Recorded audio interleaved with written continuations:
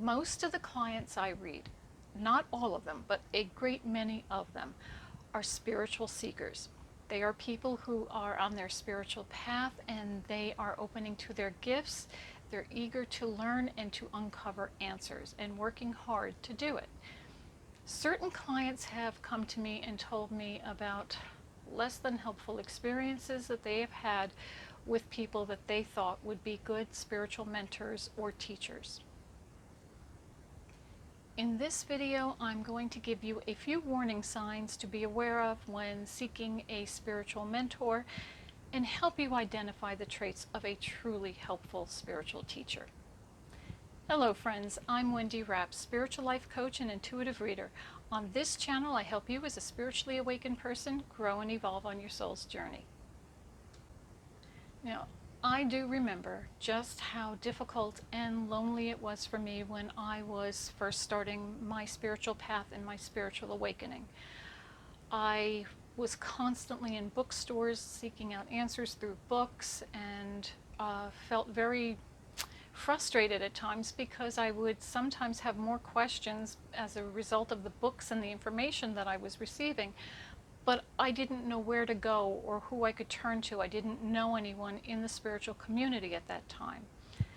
After a few years of meditating, learning to identify and hear my angels and guides, my team, I began doing readings. And I was doing readings in a crystal shop, and there was a woman who came in to do workshops, and her name was Marilyn. She is, or was, she's no longer with us, a very strong spiritual person, a very gifted healer, a very gifted medium. She was amazing. And she was also a very loving soul and someone who befriended me and helped me on my path. Now this was back around 2005, 2006. I wasn't really aware of what was available in my area at that time as far as the spiritual community goes. Much to my surprise and delight, I learned of a store called EarthSpirit New Age Center. It's in Red Bank, New Jersey. It's where I currently work. Once I found out about that place, I was down there all the time. I was living up north New Jersey. I was down all the time trying to attend as many classes and circles. They have classes on the tarot, on astrology, on Lenormand, healing circles, singing bowls circles. They have psychic message circles. You name it, they've got it. And the nice thing about a community like that is they have other like-minded people attending those workshops. So I would suggest, if you're starting out on your path and you're beginning to open up and awaken, to find a place near you.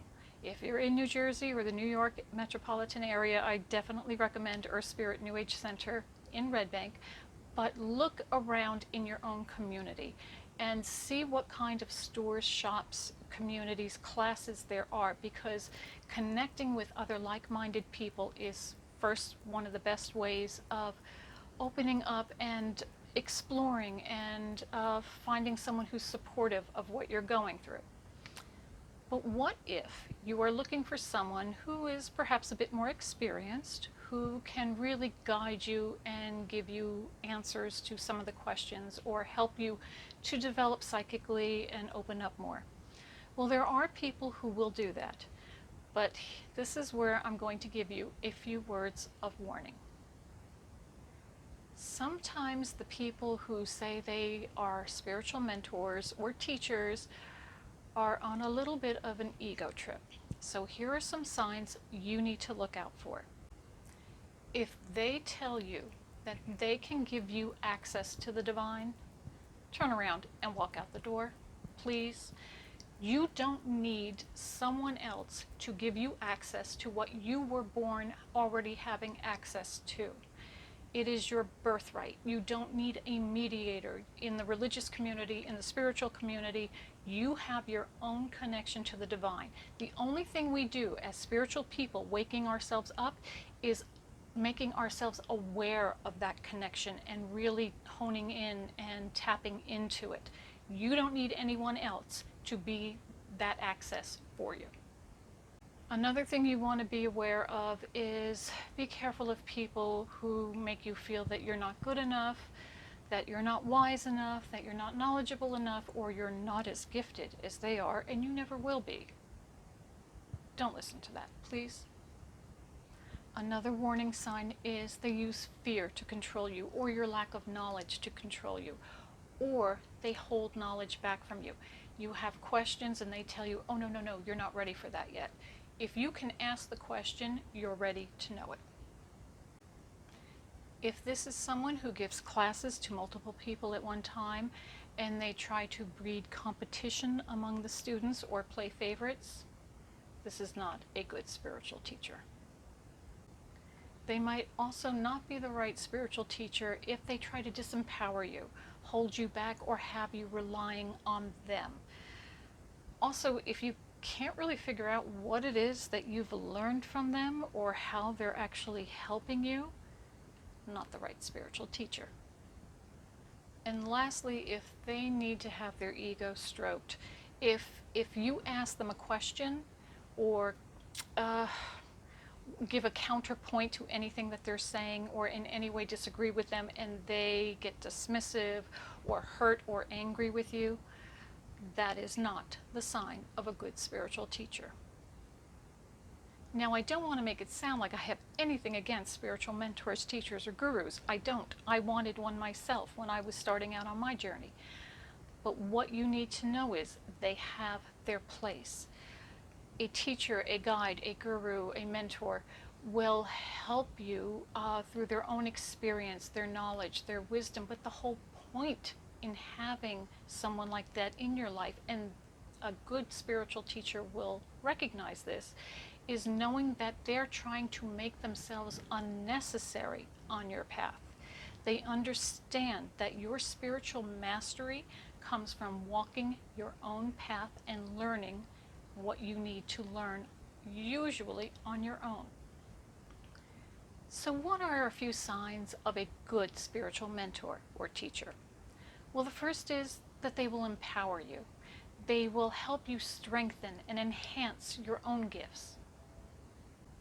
A good teacher is also devoid of self-importance. They will never tell you that their way is the only way, or you must believe what they tell you to believe, or that they have all the answers. I can remember, just on a side note, when I met Marilyn and I realized what a powerful spiritual person she was and how well connected she was to the divine, I was sure she had all the answers to everything. But there were many times when I would ask her a question and she would very honestly say, I don't know. And I remember the first time she said that to me, I was like, well, what do you mean you don't know? You're so well, Wendy, I don't know everything.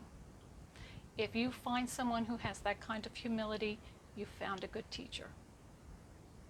And my best advice to you would be to seek to learn, not to be taught.